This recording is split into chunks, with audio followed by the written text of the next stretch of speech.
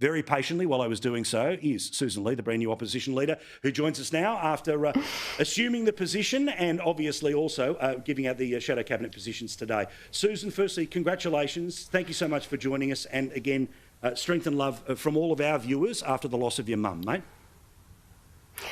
Thank you so much, Paul. It's been an incredible 2 weeks, but above all, the privilege of leading the Liberal Party with the fantastic team that I have and that I reflected on today as I appointed my shadow ministry going forward.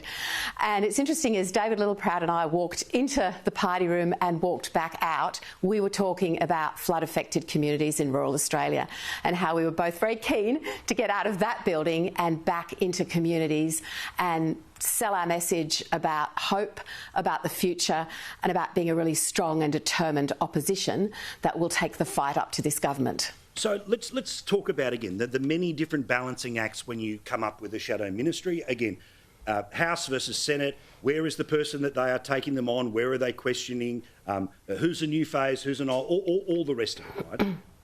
When you were making what have been considered to be tougher calls, so say somebody who may well have been very prominent in the last election but may not be as prominent in the next 12 months, what was your thinking there? Did you have to start to bring forward a new generation? Were people being pushed because they were negatives? Give me an idea of how you came up with the list.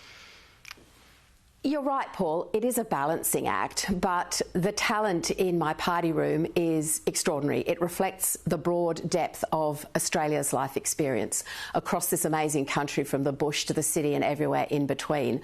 So every conversation was about drawing on that talent, which is something I want to do for the future.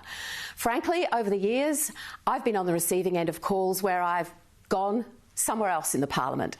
And I don't necessarily like the language of going up and down and the backbench being something that is not preferred. From time to time it's not, but everybody can play a role wherever they sit in the parliament, and everyone knows what an extraordinary privilege it is to walk into either the Senate chamber or the House of Reps chamber and advocate for the things they believe in from wherever they are placed. So it was important for me to talk to my colleagues, talk to my team and remind them that opposition is not a hierarchical game. We need all our players on the field, every single one of them, every day, because we've got a really big job to do and we've got a really big fight on our hands. But most importantly, we want to be the best possible opposition as a coalition everywhere, in every corner of this country. We can be and we will be. I do like, again, some of the 4D chess that you've got to play here, which is putting the right people in the right jobs, but also who are they going to be taking on in the parliament? Because the reality of opposition is making the most of the failures of a government, meaning in the very limited time that an opposition gets to be put on level pegging, which generally speaking, question time, contests matter. And I really like the ones that you've set up here. In Home Affairs, it's going to be Andrew Hastie asking questions of Tony Burke. I like that in small business, it's going to be Tim Wilson asking questions of Anna Lee. I like that when it comes to energy, it's going to be Dan Tehan versus Chris Bowen. I like when it comes to communications, it's going to be Annika Wells versus Melissa McIntosh. How much did that come into your thinking? Well, it certainly does, and that balance between the Senate and the House is something that you have regard to. It's not the be-all and end-all, but it's important. And I'll add another one, Michaelia Cash, who is now our Foreign Affairs spokesperson, sitting in the Senate as our Senate leader opposite Penny Wong, and she will definitely hold her own and she'll definitely take the fight up to Labor. So about Justinta Price, there are obviously very warm feelings for most people who watch on this channel towards her. No doubt there is inside your party room. She's now literally part of the broader team, but specifically the Liberal team over the Nationals team. She's moving into a defence, what used to be called defence materiel, which is defence personnel, and also levels of defence procurement. Now, I actually think that this is a really interesting area and obviously a very rich one to be able to, through things like Senate estimates, to pull the government apart. But for those that want a specific answer about why Justinta where, why Justinta where? Well, I share those warm feelings for Justinta, and I want to make that very clear, and our party room does too, and we're delighted that she is now a member of the Liberal Party. I spoke to her before this appointment, Paul. She's very pleased to take it on. As your viewers know, and you advocate so strongly for, the defence of our nation is crucial, it's critical, and it's one of the most important periods that we are now facing as a country. It determines our prosperity, and defence industry, which you mentioned, can be a great Australian success story, and I certainly saw some of that in the previous parliament. So the industry aspects are vital. Working with Angus Taylor, who's taking on that senior role as our Shadow Minister for Defence, they will be a formidable team, and I'm really excited for Justinta to take this next step and communicate and build the relationships that she has been so successful doing up until this point, and I know will continue to do. Now, we've got a lot of time to talk about many subjects, and certainly, of course, your story is an exceptional one, from the shearer's cook to the person being able to do university degrees while being a pilot. There's a lot to talk about, and we are going to get to know you, as Australia does in the next little while, as the alternative Prime Minister. What I also want to talk about, though, is for those millions of people who didn't get the election result that they wanted, there's obviously that sense of disappointment. But also there's a need to talk to the people who did not vote or may well have changed over the past couple of elections, considering, of course, the win in 2019 versus the result in 22 or 25.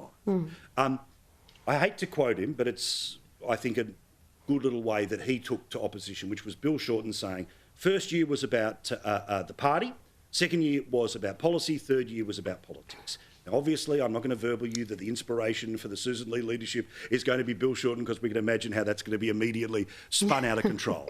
But how important is it to you that all three of those things look different in 3 years than they looked 3 months ago?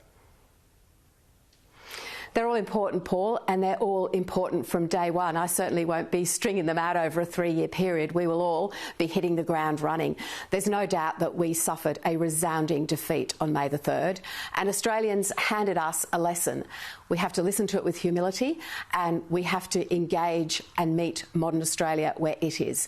And when I talk about modernising the party, I don't mean moving to the left or the right. Yeah. I mean meeting people where they are and understanding their different initiatives, their different wishes, their different things that are important to them, wherever they happen to live. Now, our policies are up for review, but our values are not.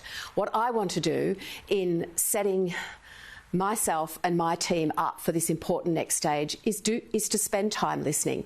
I would love it if you and I could perhaps be on a listening town hall somewhere in this amazing country. Let's do it. And genuinely listening is something that you do incredibly well, and you come out of those town halls and those meetings just filled with optimism, because you know what we see around us in the Australian people is very much worth fighting for. So I do want to do that. My team will be doing that, and we will be asking Australians what they want in us. But above all, this is an opportunity, I believe, for us to reconnect, to accept, as I said, with humility, that we didn't meet the expectations of Australians and that we have work to do. But as I've moved through this period of reforming the coalition with David Littleproud and the administration that you necessarily take on as a new leader, I just can't wait to get out there, out into the real Australia that gave me the gifts that I'm so privileged to reflect on today as leader, and make me so determined to want to give back to the country that has given me so much. So there's a lot of fighting to do, and I'm up for it, and I can't wait to get started.